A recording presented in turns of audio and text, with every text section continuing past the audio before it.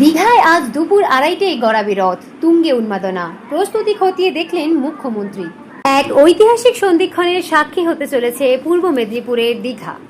জগন্নাথ মন্দিরের দ্বারোদ্ঘাটনের পর সৈকত নগরী দীঘায় আজ পালন হবে প্রথম রথযাত্রা উৎসব, যার সাক্ষী থাকতে পুণ্যার্থীদের ঢল নামতে শুরু করেছে বৃহস্পতিবার দুপুর থেকে।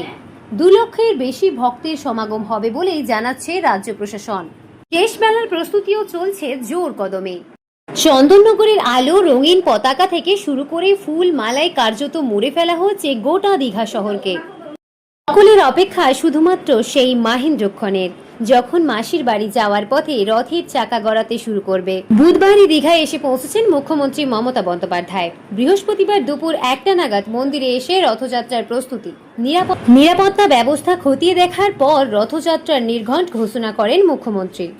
পরিদর্শন করেন জগন্নাথ দেবের মাসির বাড়ি গুন্ডিচা মন্দির। আজ শুক্রবার সকাল থেকেই চলছে পূজা অর্চনা। সকাল 9টা থেকেই শুরু হয়েছে পাহান্ডি বিজয়, অর্থাৎ কীর্তন ও নৃত্যের মধ্য দিয়ে জগন্নাথ, বলরাম এবং সুভদ্রার নিম কাঠের বিগ্রহ কোলে করে নিয়ে আসা হবে রথে। পাথরের বিগ্রহ দর্শনের জন্য রথের দিন থেকে উল্টো রথ পর্যন্ত খোলা থাকবে মন্দির।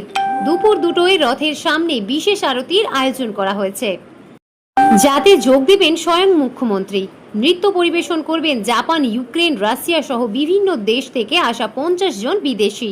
সোনার ঝাড়ু তৈরির জন্য 5 লক্ষ টাকা দিয়েছিলেন মমতা। সেই ঝাড়ু দিয়েই এদিন জগন্নাথ দেবের যাত্রাপথ সাফ করবেন তিনি নিজেই। আজ ঠিক বেলা 2:30টার সময় রথের চাকা গড়াতে শুরু করবে 1 কিলোমিটার দূরে অবস্থিত মাসির বাড়ির উদ্দেশ্যে। গোটা যাত্রাপথে দুদিকে বাঁশের ব্যারিকেড দেওয়া হয়েছে। সাধারণ মানুষ ব্যারিকেডের ভিতর থেকেই রথের রশ্মি স্পর্শ করতে পারবেন। পদপিষ্ট হওয়ার ঘটনা এড়াতে সাধারণ মানুষকে রাস্তায় নামতে দেওয়া যাবে না বলেও জানিয়েছেন মুখ্যমন্ত্রী। দীঘার জগন্নাথ মন্দিরের দায়িত্বে থাকা ইস্কনের রাধারমন দাস জানিয়েছেন, যাত্রা শুরু আগে মহাপ্রভুর রথে স্থাপন করা হবে সুদর্শন চক্র।